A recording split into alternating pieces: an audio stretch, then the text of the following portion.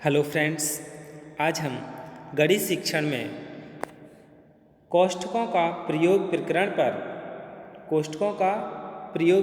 पर कक्षा 6 के गणित विषय से यानी हम इस पर पाठ्य योजना बनाना सीखेंगे। दिनांक लिखते हैं सबसे पहले, फिर विषय, उपविषय। इसमें विषय क्या है? गणित। उपविषय अंकगणित। प्रकरण क्या है? कोष्ठकों का प्रयोग। कक्षा 6A। कालांश अवधि यानी 35 मिनट। फिर सामान्य उद्देश्य यानी जनरल ऑब्जेक्टिव्स। विद्यार्थियों की तर्क शक्ति, निरीक्षण शक्ति, चिंतन शक्ति आदि बौद्धिक शक्तियों का विकास करना। विद्यार्थियों में एकाग्रता, सत्यता जैसे चारित्रिक गुणों का विकास करना। विद्यार्थियों को गणित के तथ्यों का ज्ञान कराना।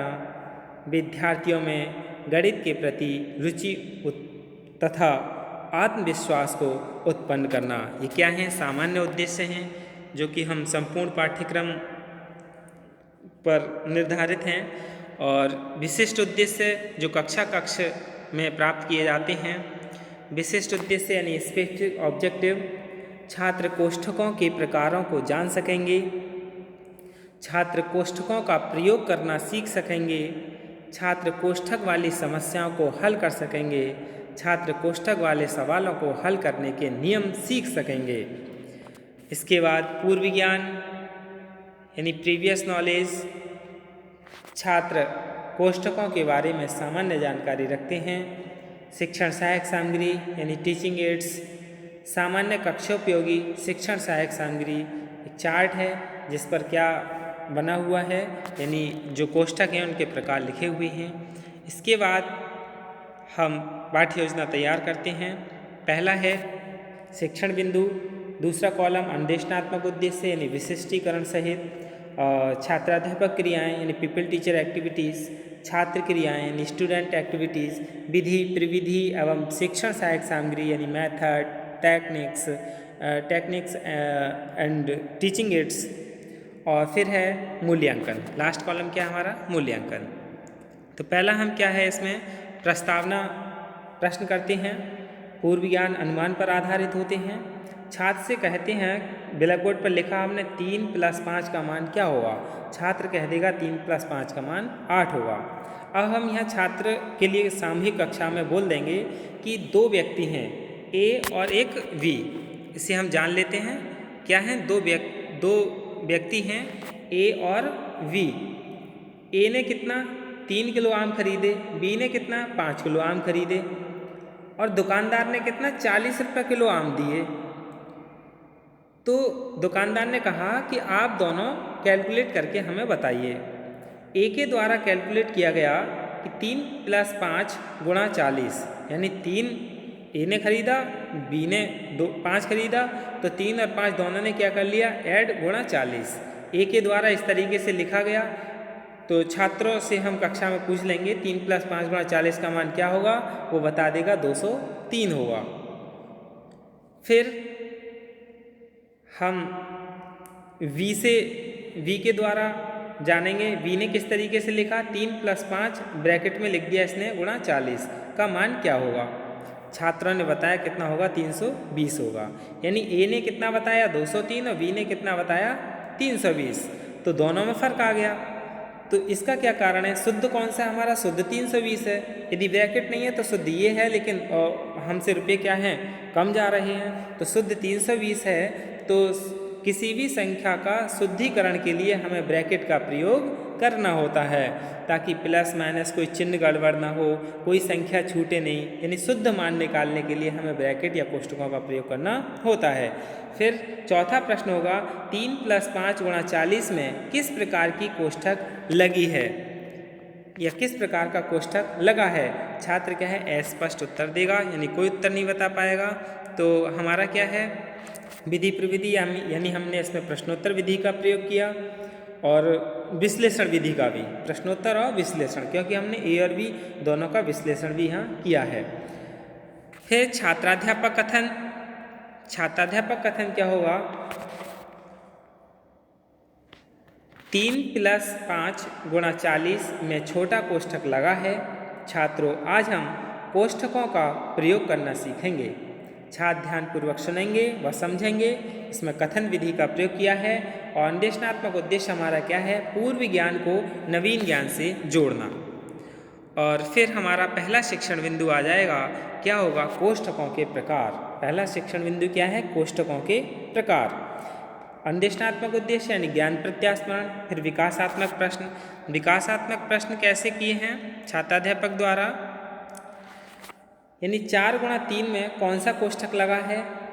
छात्र कहेगा 4 × 3 में छोटा कोष्ठक लगा है। फिर हम इस तरीके से समीकरण लिख देंगे, मझला ब्रैकेट 4 × 3 छोटा ब्रैकेट +8 फिर मझला ब्रैकेट बंद में मझला कोष्ठक को क्या कहते हैं? यानी इस तरीके के हम बना देंगे ब्रैकेट में, इस तरीके के कोष्ठक को क्या कहते हैं? छात्र कहेगा मझला कोष्ठक कहते हैं। तीसरा प्रश्न होगा, गणित में सामान्यतः कितने प्रकार के कोष्ठकों का प्रयोग किया जाता है? क्या होगा यहाँ पे? अस्पष्ट उत्तर होगा, क्योंकि ये क्या था? हमारा समस्यात्मक प्रश्न था। इसमें हमने कौन सी विधि का प्रयोग किया? प्रश्नोत्तर विधि का प्रयोग किया। इसके बाद स्पष्टीकरण छात्राध्यापक के द्वारा किया जाएगा। नवीन ज्ञान प्रस्तुतिकरण अन्वेषणात्मक उद्देश्य है। व्याख्यान सह प्रदर्शन विधि का प्रयोग किया है और इसमें हम प्रदर्शन मतलब चार्ट को भी दिखाया है। तो 4 प्रकार के कोष्ठकों का प्रयोग किया जाता है गणित में। पहला है रेखा कोष्ठक यानी लाइन ब्रैकेट, जो ये बनी हुई है।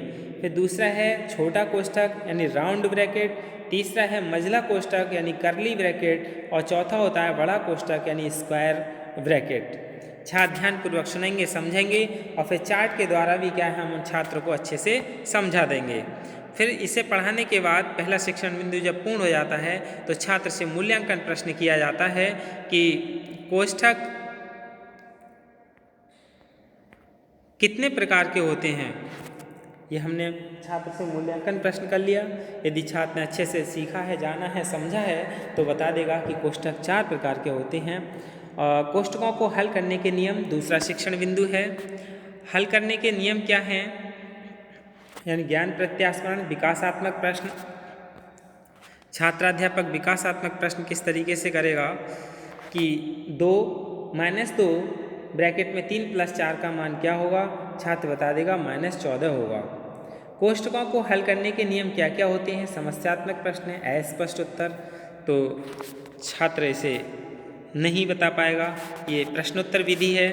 फिर नवीन ज्ञान प्रस्तुतिकरण अन्वेषणात्मक उद्देश्य है। स्पष्टीकरण में छात्राध्यापक क्या करेगा कि क्रमानुसार रेखा कोष्ठक, छोटा कोष्ठक, मझला कोष्ठक, बड़ा कोष्ठक हटाकर सरलीकरण की प्रक्रिया की जाती है। दूसरा नियम क्या है? कोष्ठक से पूर्व माइनस चिन्ह हो तो कोष्ठक के हटाने पर प्लस माइनस के चिन्ह बदल जाते हैं। प्रत्येक कोष्ठक को हटाने से पूर्व उसका सरलीकरण कर लिया जाता है और जैसे 2 कोष्ठक हैं और इन दोनों कोष्ठक के बीच में कोई चिन्ह न लगा है तो वह हम क्या मान लेते हैं? गुणा का चिन्ह मान लिया जाता है। ये सब नियम क्या है, हमें पता होना चाहिए। छात्र ध्यानपूर्वक सुनेंगे व समझेंगे। और व्याख्यान से प्रदर्शन विधि मूल्यांकन प्रश्न कर लिया जाएगा। यदि कोष्ठक से पहले माइनस का चिन्ह लगा हो तो अंदर के चिन्ह कैसे हो जाते हैं? यदि बालक ने यहाँ अच्छे से जाना, सीखा, समझे हैं नियम तो बता देगा कि अंदर के चिन्ह क्या हैं, बदल जाते हैं। यानी प्लस माइनस का हो जाता है, माइनस वाला प्लस का हो जाता है। इसके बाद तीसरा शिक्षण बिंदु है कोष्ठकों का प्रयोग यानी आदर्श प्रश्न हम इसमें लेते हैं। ज्ञान प्रत्यास्मरण आदर्श प्रश्न क्या है? 14 - 12 मझला ब्रैकेट में 9 छोटी ब्रैकेट में 7 - 6 - 2 रेखा कोष्ठक में और फिर इन्हें सब ब्रैकेट में बंद कर दिया को सरल कीजिए। हम फिर मूल्यांकन प्रश्न करेंगे छात्र से, इस प्रश्न में क्या करना है? छात्र कहेगा हमें इस प्रश्न को सरल करना है। फिर प्रश्न को सरल करने के लिए सबसे पहले क्या करते हैं? छात्र अस्पष्ट उत्तर, क्योंकि ये समस्यात्मक प्रश्न था। इसमें हम संश्लेषण विश्लेषण विधि का, प्रश्नोत्तर विधि का प्रयोग किया है। और इसमें नवीन ज्ञान प्रस्तुतिकरण क्या होगा?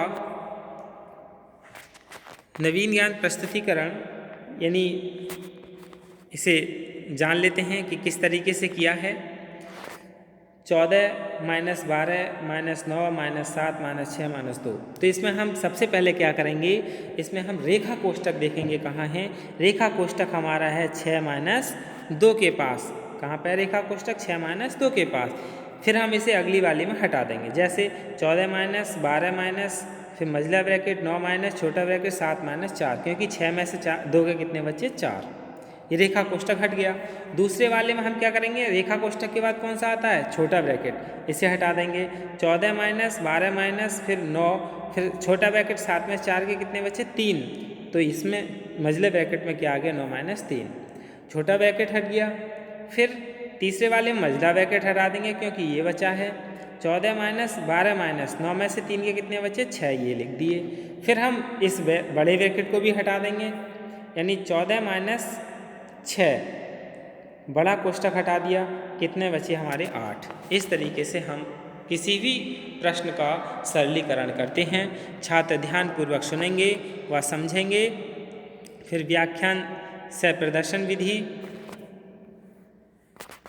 और इसमें मूल्यांकन प्रश्न होगा 18 माइनस 4 प्लस 16 माइनस 18 माइनस 5 का मान ज्ञात कीजिए। इस तरीके से हम मूल्यांकन प्रश्न छात्र से करा लेंगे। फिर संक्षिप्तीकरण आता है। संक्षिप्तीकरण यानी नवीन ज्ञान संश्लेषण श्यामपट्ट से पढ़ते हुए और समझाते हुए। छात्रों, आज हमने कोष्ठक के प्रकार, कोष्ठक को हल करने के नियम और कोष्ठक का प्रयोग करना सीखा। छात्र ध्यानपूर्वक सुनेंगे व स्मरण करेंगे और इसमें कथन विधि का प्रयोग किया गया है। फिर है श्यामपट्ट कार्य, श्यामपट्ट व निरीक्षण कार्य। नवीन ज्ञान स्थायीकरण, लेखन कौशल में सुधार करना, ये हमारा अनुदेशनात्मक उद्देश्य है। छात्राध्यापक छात्रों को श्यामपट्ट कार्य अपनी अभ्यास पुस्तिका में उतारने का निर्देश देकर छात्रों के लेखन कार्य, बैठने की मुद्राओं तथा पूर्व दिवस के गृह कार्य का निरीक्षण करेगा। छात्र अपनी अभ्यास पुस्तिका में श्यामपट्ट कार्य को नोट करेगा। इसमें लेखन कौशल का प्रयोग किया गया है। फिर यहाँ छात्र क्या है, इस श्यामपट्ट कार्य को अपनी अभ्यास पुस्तिका में नोट करेगा। श्यामपट्ट कार्य तो समझ में आ ही रहा होगा, दिख रहा होगा श्यामपट्ट कार्य, यानी इसमें क्या है, कोष्ठक के प्रकार लिखे हुए हैं और एक न्यूमेरिकल जो आदर्श प्रश्न था वो हल किया हुआ है। इसे छात्र अपनी अभ्यास पुस्तिका में नोट करेगा। फिर क्या हमारा गृह कार्य, इसमें क्या अभ्यास कराया जाता है। 3 माइनस 3 माइनस मझला ब्रैकेट 3 माइनस 3 माइनस 3 माइनस 3, ये हमारा रेखा कोष्ठक में है, को सरल कीजिए। छात्र इस प्रश्न के लिए क्या करेगा, अपने गृह कार्य में को नोट करेगा तथा घर से करके लाएगा। यही क्या हमारा गणित शिक्षण में कोष्ठक का प्रयोग करना छात्रों के लिए सिखाया है। धन्यवाद।